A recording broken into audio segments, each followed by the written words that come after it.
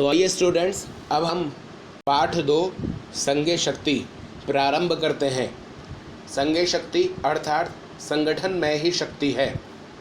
ये पाठ आपके लिए बहुत ही महत्वपूर्ण है।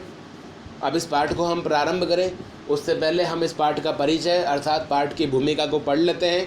पाठ का परिचय पढ़ने से हमें पाठ से संबंधित समस्त महत्वपूर्ण जानकारियाँ, पाठ का संदर्भ और प्रसंग भी ज्ञात हो जाएगा। बहुत ही एकाग्रता के साथ आपकी किताब में पेज नंबर 4 पर यह पाठ दिया हुआ है, इसलिए इसे ध्यान से पढ़ने का प्रयास करेंगे। शुरू करते हैं। लिखा है, नीति कथा साहित्य हितोपदेशः अन्यतमः ग्रंथः। अर्थात नीति कथा साहित्य में हितोपदेश अन्यतम यानी कि प्रमुख ग्रंथ है। एवं ही श्रूयते अर्थात ऐसा सुना जाता है, नारायण शर्मा नामा पंडितः पाटलिपुत्राधिपते सुतान नीतिशास्त्रं बोधयितुमिमं ग्रंथम रचयामासः। अर्थात ऐसा सुना जाता है कि नारायण शर्मा नामक पंडित ने पाटलिपुत्र के राजा के पुत्रों को, सुतान मतलब पुत्रों को, नीति शास्त्र का ज्ञान देने के लिए इस ग्रंथ की रचना की थी। बोधयितुमिमं, बोधयितुम यानी पता कराने, ज्ञान देने के लिए, इमम यानी इस ग्रंथ की, रचयामास रचना की थी। आगे ध्यान दीजिए। लिखा है, स्वमनोज्ञः यानी अपने मनोरंजक, मनोज्ञ मतलब मनोरंजक, प्रवाहमय शैल्यः और प्रवाहमयी शैली के कारण अयम ग्रंथः यह ग्रंथ लोकेषु अति प्रसिद्धिम अवाप संसार में अति प्रसिद्धि यानी कि बहुत लोकप्रियता को अवाप यानी कि प्राप्त हुआ। अपने मनोरंजक और प्रवाहमयी शैली के कारण ये ग्रंथ पूरे संसार में अत्यधिक लोकप्रियता को प्राप्त हुआ। आगे लिखा है, सरस सरल भाषया अस्मिन् ग्रंथे पंचतंत्रादि ग्रंथानाधिकृत्य पशु कथानाम संग्रहितो अस्ति। अर्थात सरल एवं सरस भाषा से इस ग्रंथ में पंचतंत्र आदि ग्रंथों को आधार मानकर पशु कथाओं का संग्रह किया हुआ है। उसके बाद लिखिए, हितोपदेशस्य चत्वारः परिच्छेदः उपलभ्यन्ते। अर्थात हितोपदेश के 4 परिच्छेद प्राप्त होते हैं, उपलब्ध होते हैं। 4 परिच्छेद, परिच्छेद मतलब 4 अलग अलग भाग। हितोपदेश जो है 4 अलग अलग भागों में यानी कि वॉल्यूम में है, जिनके नाम हैं, पहला है मित्र लाभः, दूसरा है सुहृदय भेदः, तीसरा है विग्रह और चौथा है संधि। ये इन 4 परिच्छेदों के नाम हैं जो आप सभी को याद होने चाहिए। बड़ा ही महत्वपूर्ण प्रश्न है कि हितोपदेश के कितने परिच्छेद होते हैं? 4। और उनके नाम बताइए। तो उनके नाम हैं मित्रलाभः, सुहृदय भेदः, विग्रह और संधि। ये 4 इसके परिच्छेद होते हैं। उसके बाद ध्यान दीजिए, आगे लिखा है, प्रस्तुतोऽयं पाठः मित्रलाभः परिच्छेदस्य प्रथम कथायाः संपादितो अर्शो विद्यते। अर्थात प्रस्तुत पाठ मित्रलाभ परिच्छेद की प्रथम कथा का संपादित अंश है, संपादित अंश है। ये अंश है जो हम पढ़ रहे हैं, जो पाठ है हमारा, ये मित्रलाभ परिच्छेद की प्रथम कथा का संपादित अंश है। आगे लिखा है, अस्मिन् पाठे गुरुणाम अवज्ञः एकीभूयकृत प्रयासस्य च फलं वर्णितम् अस्ति। अर्थात इस पाठ में गुरुणाम अवज्ञा अर्थात गुरु की अवहेलना करना, आज्ञा नहीं मानना, गुरु की अवज्ञा का तथा एकता से किए गए प्रयास के फल का वर्णन है। इस पाठ में किस बात का वर्णन है? इस लाइन में लिखा है, इस पाठ में गुरु की अवज्ञा तथा एकता के साथ किए गए प्रयास के फल का वर्णन है। आगे लिखा हुआ, चित्तग्रीवस्य अवज्ञां कृत्वा कपोतः जालाबद्धा संजातः। यानी चित्रग्रीव की अवज्ञा करके कबूतर जालों में बंध जाते हैं।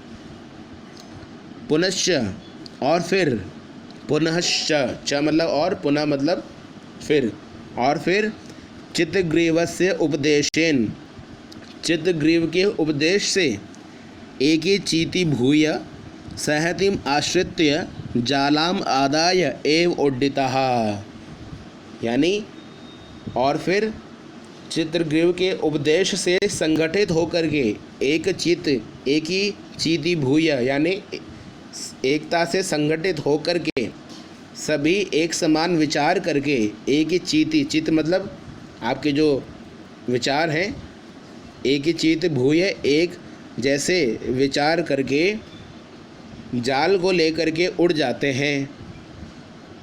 आगे दिया है ऐसा एव पाठस्य उपदेशः, यही इस पाठ का उपदेश है। संज्ञे शक्ति यानी संगठन में ही शक्ति होती है, इति ऐसा, और सहति कार्य साधिका यानी कि एकता से ही कार्य सिद्ध होते हैं। अब आइए इस पाठ को हम प्रारंभ करें। पाठ का नाम है संज्ञे शक्ति, यानी कि एकता में संगठन में ही शक्ति है। संज्ञे शक्ति यानी संगठन में ही शक्ति है। ध्यान से एकाग्रता के साथ पढ़ेंगे क्योंकि ये इस पाठ की व्याख्या अक्सर आपकी परीक्षाओं में आती रहती है। लिखा है अस्ति गोदावरी तीरे विशालः शाल्मली तरुः, अर्थात गोदावरी नदी के किनारे पर सेमल का एक बहुत बड़ा पेड़ था। शाल्मली तरु यानी सेमल का एक बड़ा पेड़, विशाल यानी बड़ा, शाल्मली यानी सेमल का, तरु यानी पेड़ था। कहाँ पर? गोदावरी नदी के किनारे। नाना दिग्देशांतर आगत्य यानी नाना मतलब अनेक, दिग मतलब दिशाओं, देशादगत्य यानी देशों से आकर के, रात्रौ पक्षिणों तत्र निवसन्ति, रात में पक्षी वहाँ निवास करते थे। कहाँ से आए वे? नाना अनेक दिशाओं और देशों से आकर के पक्षी रात में वहाँ निवास करते थे। अतः कदाचित अवसन्नायाम रात्रौ अस्ताचल चूड़ावलंबिनी भगवती कुमुदिनी नायके चंद्रमसी लघुपतनक नामा वायसः प्रबुद्धः। ध्यान से इस लाइन का अर्थ समझने का प्रयास कीजिएगा, बड़ी महत्वपूर्ण लाइन है।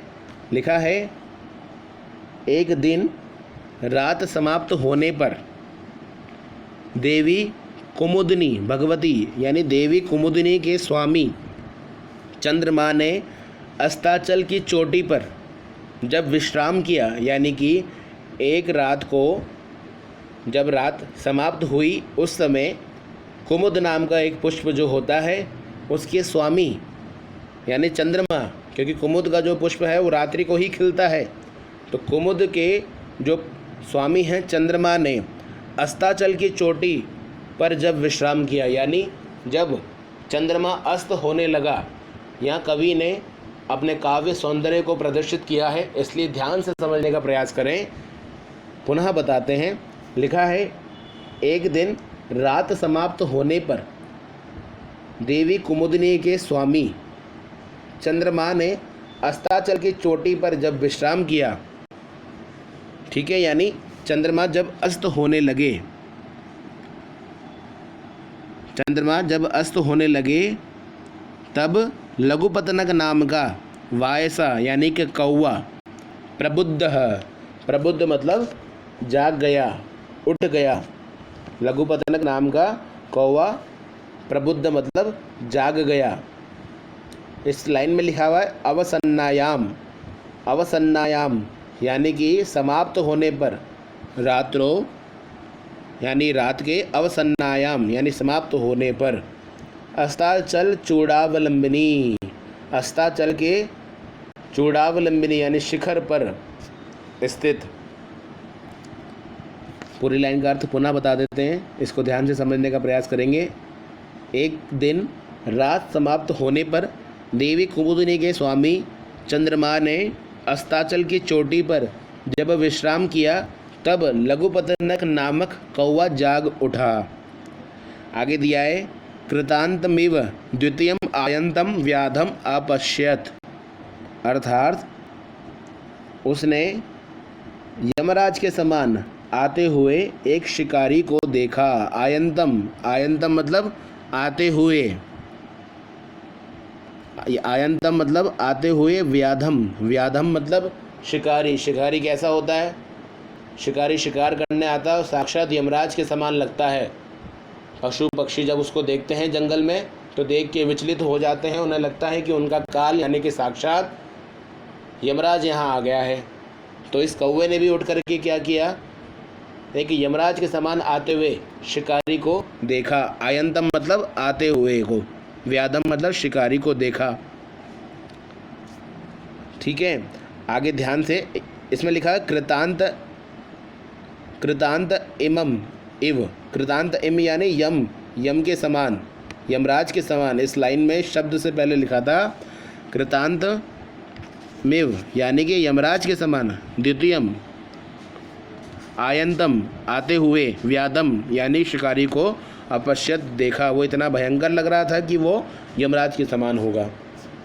तम अवलोक्य अचिंतयत, उसको देख करके वह विचार करने लगा। अद्य प्रातरेव अनिष्ट दर्शनम जातम, यानी कि आज प्रातः काल ही अनिष्ट यानी कि अपशकुन, पाप रूपी दर्शन हुआ है। आज प्रातःकाल ही अपशकुन का दर्शन हुआ है। न जाने किम अनभिमतम दर्शयिष्यति, न जाने आज क्या दिखाएगा। अनभिमतम यानी कि अनिष्ट यानी बुरा दिखाया जाएगा। कौवा उठा है और उठ करके जब शिकारी को देखता है जो कि यमराज के समान है, उसको देख के बोलता है, मन में चिंतन करता है, आज प्रातःकाल ही इस अपशकुन का दर्शन हुआ है, पता नहीं क्या अनिष्ट दिखलाएगा। आगे लिखा हुआ है अतः तदनुसरण क्रमेण व्याकुलश्चलितः, अर्थात इसके बाद वह व्याकुल होके उसके पीछे पीछे चल पड़ा। तदनुसरण उसके पीछे पीछे, व्याकुलश्चलितः व्याकुल होके चल पड़ा। आगे दूसरे पैराग्राफ में दिया हुआ है अथ तेन व्याधेन तंडुलकर्णान विकीर्य जालम विकीर्णम, अथ तेन व्याधेन तंडुलकर्णान विकीर्य जालम विस्तीर्णम, अर्थात उस व्याध शिकारी ने चावल के, तंडुलकर्णान ने चावल के कणों को बिखेर कर जाल फैलाया। जालम विस्तीर्णम, विस्तीर्णम मतलब फैलाना, विकीर्य, विकीर्य मतलब बिखेर कर, तंडुलकणान यानी चावल के टुकड़ों को। आगे दिया है स च प्रच्छन्नो भूत्वा स्थितः, और वह प्रच्छन्नो यानी छुप कर बैठ गया। प्रच्छन्नो, प्रच्छन्नो मतलब होता है छुप करके। तस्मिन्नेव काले चितग्रीव नाम कपोतराजः सपरिवारो वियति विप्सर्न तान तंडुलकणान अवलोकयामास अपश्यत, मतलब तस्मिन्नेव काले, उसी समय पर चितग्रीव नाम का कपोतराज यानी कबूतरों का राजा चितग्रीव नाम जिसका है, वह कबूतरों के राजा ने बिखरे हुए चावल के कणों को देखा। अपश्यत यानी देखा, अवलोकयामास भी देखा, दोनों का मतलब होता है देखना। अगली लाइन में लिखा है ततः कपोतराजा तंडुल कण लुब्धान, यानी कि तंडुल कण लुब्धान, तंडुल चावल के लुब्धान यानी लोभियों को, कपोतान प्रति आहा, कबूतरों को बोला। तथा कपोतराज, फिर कबूतरों के राजा ने चावल के लोभी लालची कबूतरों से कहा, अकथयत मतलब कहा,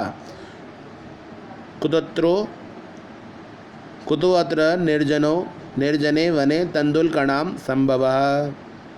कुत अत्र यानी निर्जने जहाँ निर्जने, जहाँ जन नहीं है, लोग नहीं हैं, कुत अत्र, यहाँ पर जहाँ लोग नहीं हैं वहाँ उस वन में तंदुल गणान संभव, चावल कैसे आए, संभव हुए, चावल कैसे हैं जहाँ कोई इस जंगल में नहीं रहता है, यहाँ चावल कैसे आए।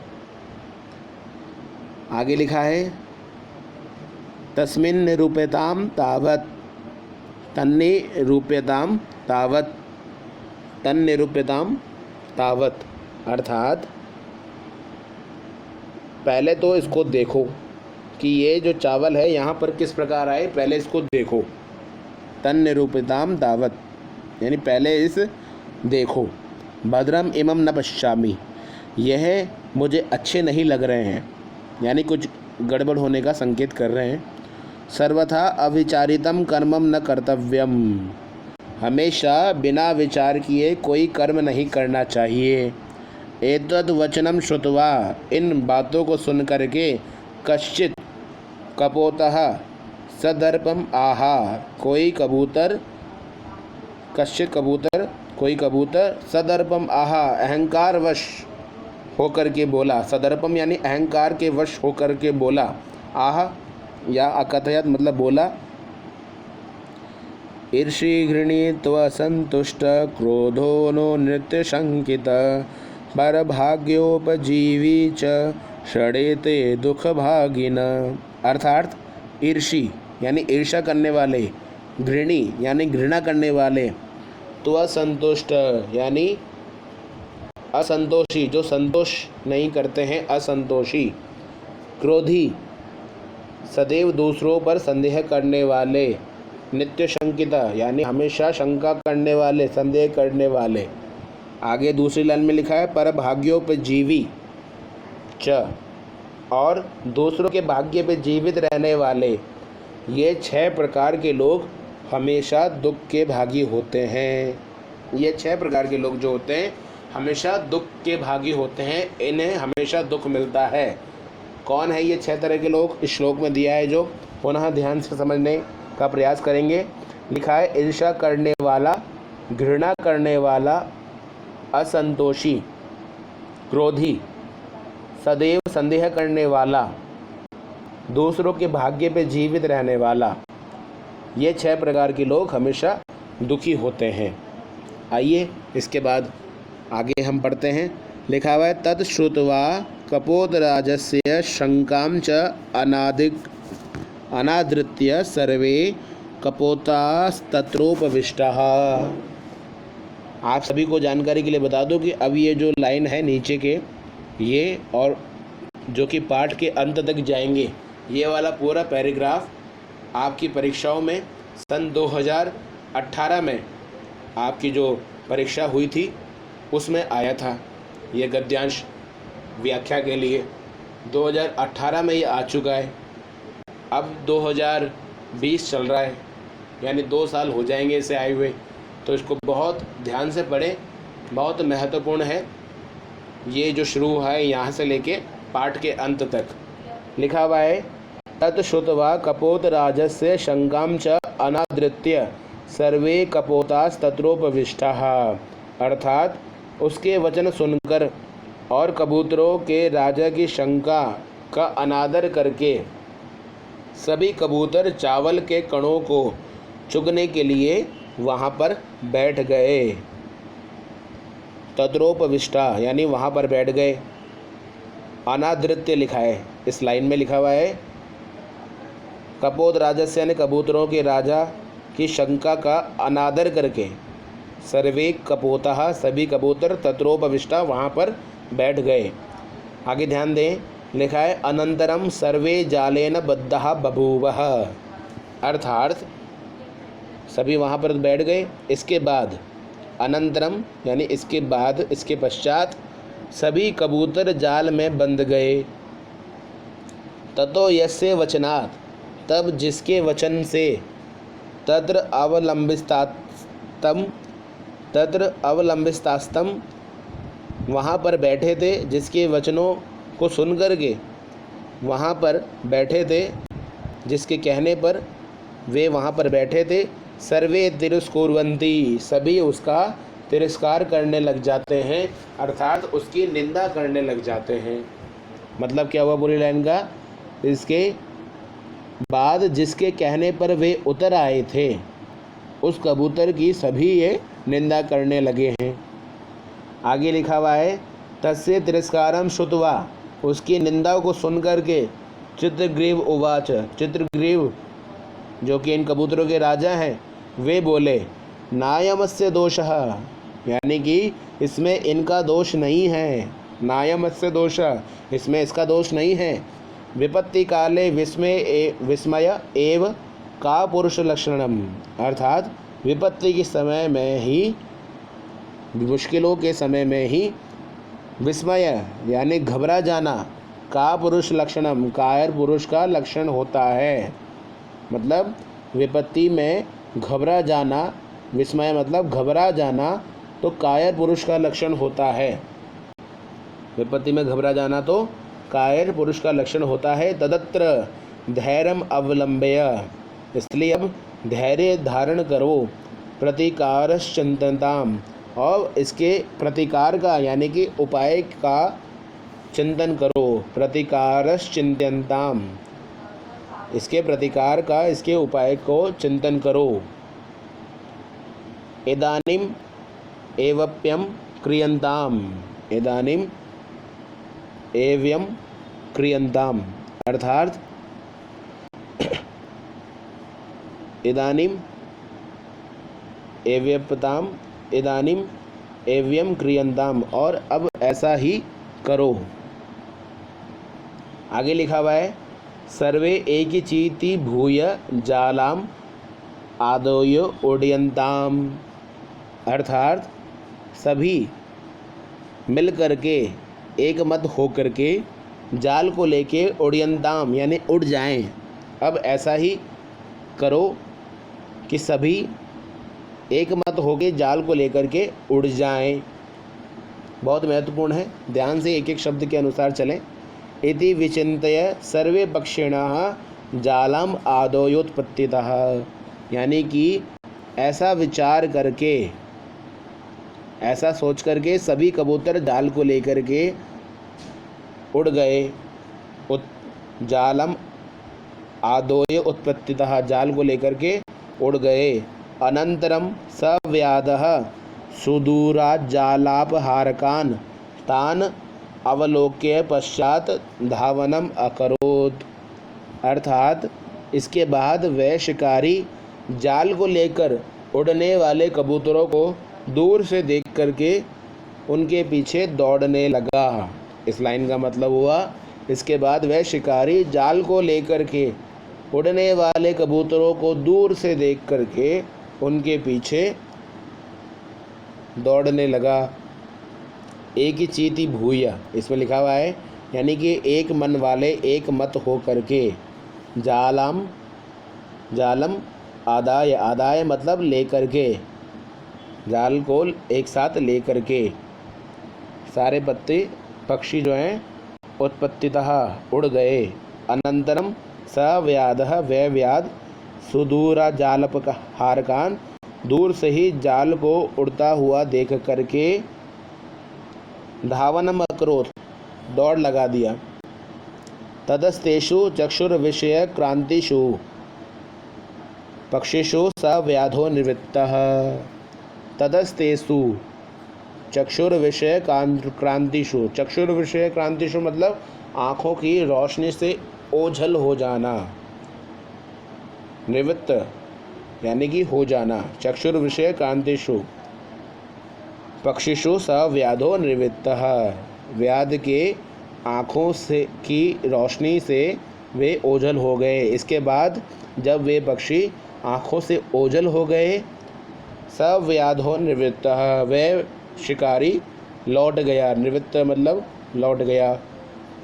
एवं अतः एव उच्यते, इसलिए कहा जाता है कि अल्पनामपि वस्तूनां सहति कार्य साधिका तृणे गुणत्वमापन्ने बध्यन्ते मतदन्तित, अर्थात छोटी छोटी वस्तुओं के संगठन से मजबूत हो जाता है।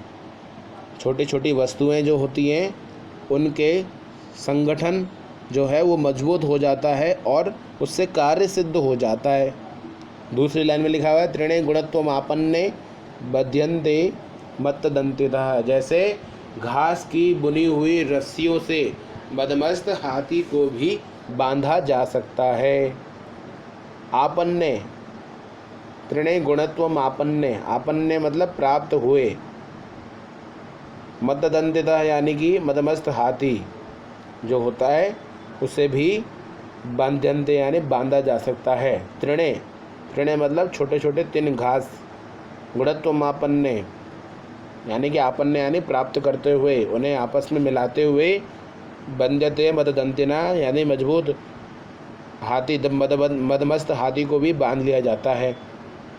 पहली वाली लाइन में लिखा हुआ है अल्प नाम अभी वस्तु नाम सहति कार्य साधिका, यानी कि अल्प नाम अभी वस्तु नाम, छोटी छोटी वस्तुओं के संगठन से भी कार्य साधिका, कार्य पूरे हो जाते हैं और सिद्ध हो जाते हैं, कार्य सिद्ध होते हैं। छोटी छोटी वस्तुओं के संगठन से भी कार्य जो हैं सिद्ध हो जाते हैं। दूसरे वाले लाइन में लिखा हुआ है त्रिणे गुणत्वमापन्ने बध्यन्ते मददन्तितः। ठीक वैसे ही जैसे घास की बुनी हुई रस्सियों से मदमस्त हाथी को भी बांधा जा सकता है। इसी के साथ आपका ये पाठ यहाँ पूरा होता है। आप सभी इसको एकाग्रता के साथ अध्ययन किए होंगे।